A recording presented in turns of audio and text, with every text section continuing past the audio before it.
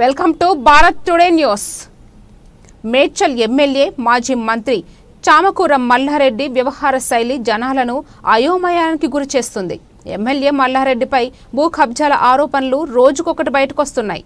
తప్పు కప్పిపుచ్చుకోవడమే కాకుండా ఎమ్మెల్యే మల్లారెడ్డి దబాయిస్తూ తనపై అనవసరంగా భూ కబ్జా ఆరోపణలకు పాల్పడుతున్నారంటూ బకాయిస్తున్నారంటూ విమర్శలు వినిపిస్తున్నాయి.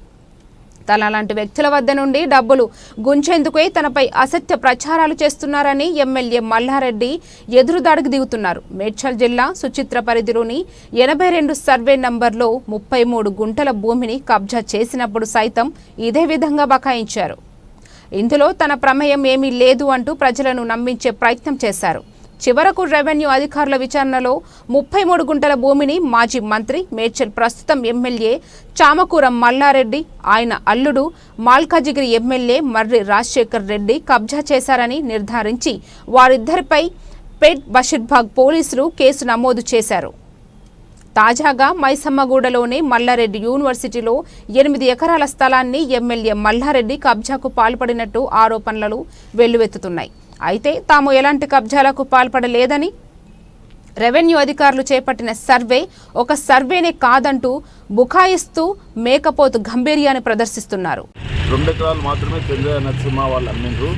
రిమైనింగ్ యాదగిరి కానీ చంద్రయ్య నరసింహ కానీ రిమైనింగ్ ల్యాండ్ ఏమీ అమ్మలేదు. తత్మంది మొత్తం కబ్జా చేసిండు. కబ్జా చేసిన ప్లేస్ అంతా కూడా దాదాపుగా ఓపెన్ ప్లేసే ఉన్నది. కొంత కన్స్ట్రక్షన్స్ కూడా ఉన్నాయి దాంట్లో, కొంత పార్క్.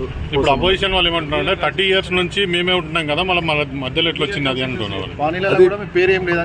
పానీలో పేరు ఉంటేనే కోర్టు డైరెక్షన్ ఇచ్చింది. పానీలో పాత పానీలు మొత్తం చూసి వాళ్ళ ఆస్తి ఇట్లా ఉన్నది అని డాక్యుమెంట్ ప్రూఫ్ అయిన తర్వాతనే కోర్టు ప్రిలిమినరీ డిగ్రీ పాస్ చేసింది. ఇంతకుముందు సెటిల్మెంట్కి వచ్చిరంటే అది వాస్తవేనా? సెటిల్మెంట్కి అంటే వీళ్ళేమి రాలేదు. ఫస్ట్ మల్లారెడ్డి గారు నరసింహ వాళ్ళ బావమంత్రి శ్రీనివాసరెడ్డి గారి ద్వారా వచ్చిండ్రు, కానీ ఫుల్ఫిల్ చేయలేదు.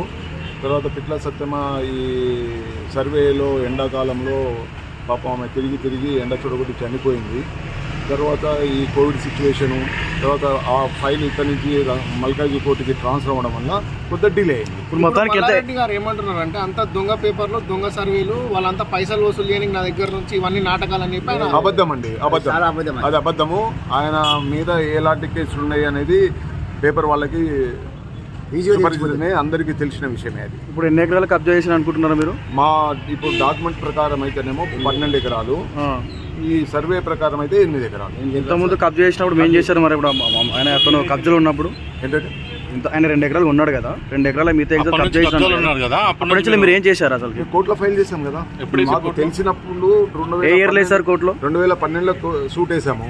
అంతకుముందు 2 ఎకరాలు ఇప్పుడు మీరు ఆయన ఎప్పుడు మాకు విషయం తెలియదు.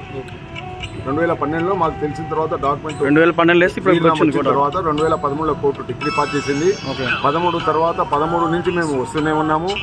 వీళ్ళు ఆబ్జెక్షన్ చేస్తూనే ఉన్నారు, లోపలికి పోనీయకుండా. లేడు కాబట్టి ఇప్పుడు వాళ్ళ ప్రభుత్వం ఉన్నప్పుడు ఏమైనా ఇబ్బంది పెట్టారు? ప్రభుత్వం ఉన్నప్పుడు వాళ్ళు అసలు లోపలికి ఎంట్రీ రానిలేదు. పోలీస్ వాళ్ళు కానీ మమ్మల్ని ఎంట్రీ రానిలేదు కాబట్టి ఇంత డిలే ఉంది. అడ్వకేట్ కమిషనర్ గారు మహేందర్ రెడ్డి గారికి పోస్టల్ ద్వారా నోటీస్ సర్వ్ చేశారు. సర్వే విషయమై కాపీ ఒకటి కొరియర్ ద్వారా కూడా పంపించాము. ఈ 2 కూడా మహేందర్ రెడ్డి గారు రిసీవ్ చేసుకున్నారు. చేసుకున్న తర్వాత ఈరోజు ఈ సర్వేకి సహకరించారు.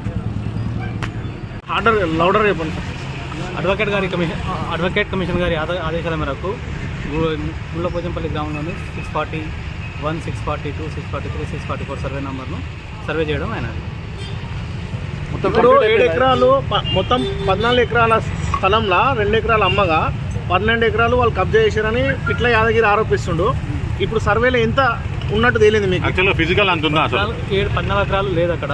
వాస్తవానికి రికార్డు ప్రకారం 10 ఎకరాల చిల్లర మాత్రమే ఉంటుంది. ఇప్పుడు మీకు ఎంత survey number, total survey number అదే మొత్తం 4 నంబర్లలో కలిపి 10 ఎకరాల చిల్లర మాత్రమే ఉంటుంది. సర్వే పూర్తయిందా సార్? మొత్తం సర్వే మొత్తం పూర్తి అయిపోయింది. ఓకే, వీళ్ళకి ఎంత ఉంది? వీళ్ళది ఎవరికి? ఇప్పుడు వీళ్ళ యాదగిరికి సంబంధించి రికార్డ్ అంతా మనకు అంతా వాళ్ళు కోర్టు వాళ్ళు తీసుకుంటారు. మనకు అంత సంబంధం ఓన్లీ నంబర్ మాత్రమే మనం చూపించిన, పూర్తి నంబర్ మాత్రమే చూపించినాము.